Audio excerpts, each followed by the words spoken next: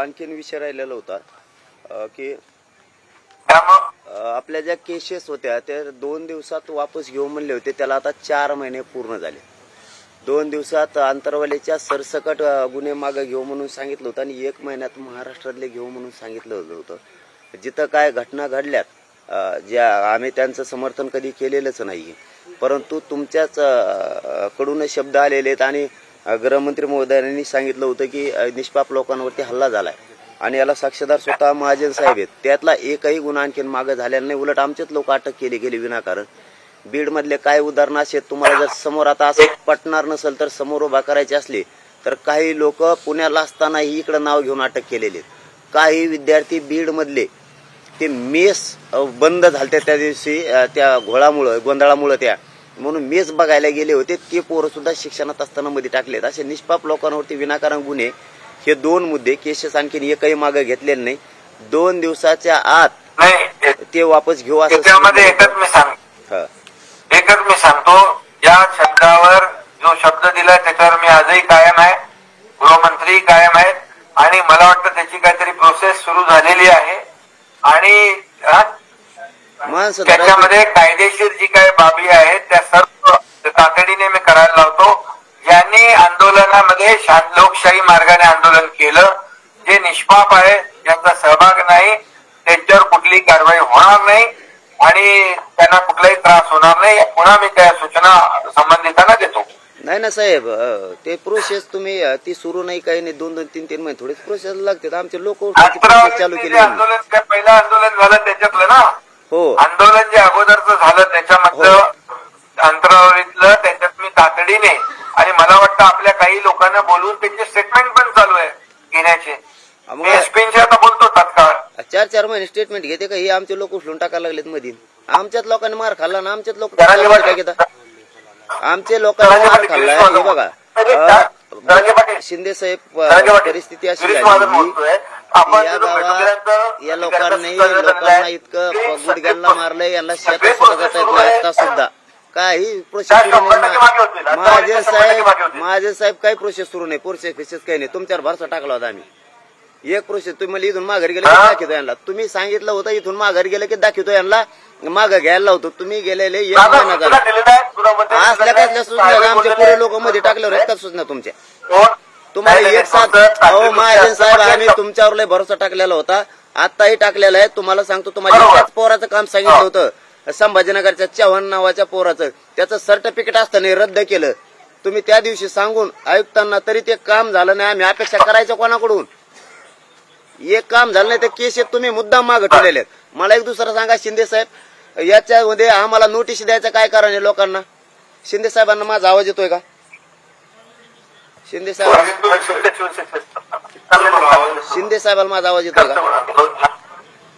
आता एकच आहे, आता जस्टिस शिंदे साहेब मला बोलत होते की याच्यामध्ये एक दुसरा पर्याय लवकरचा जो आहे, काही एक प्रोसेस प्रमाणे आपल्याला करावं लागतं.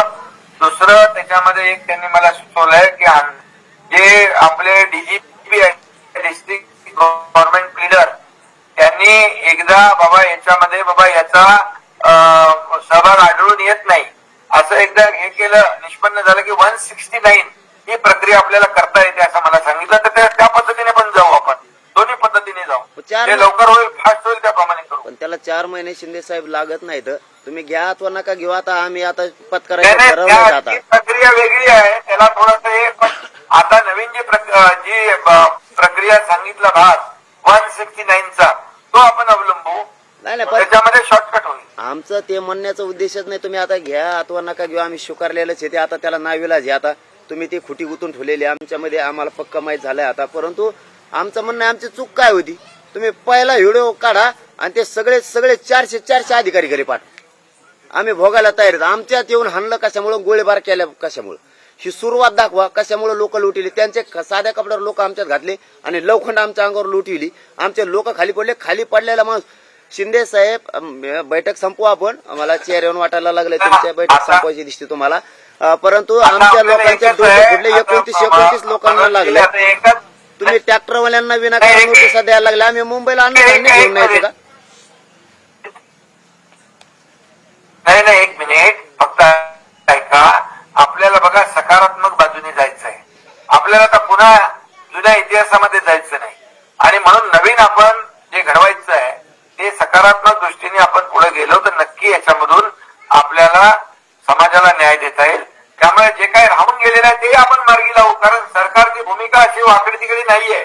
सरकारची भूमिका स्पष्ट आहे. कालही होती तो ती आजही तीच आहे आणि उद्याही तीच राहणार आहे. मग आता शेवटचं सांगतो फक्त 83 क्रमांकाला मुद्दे आणले त्यावर आपण त्याच्यावर चर्चा करू आणि आपण त्याच्यावर सकारात्मक निर्णय घेऊ.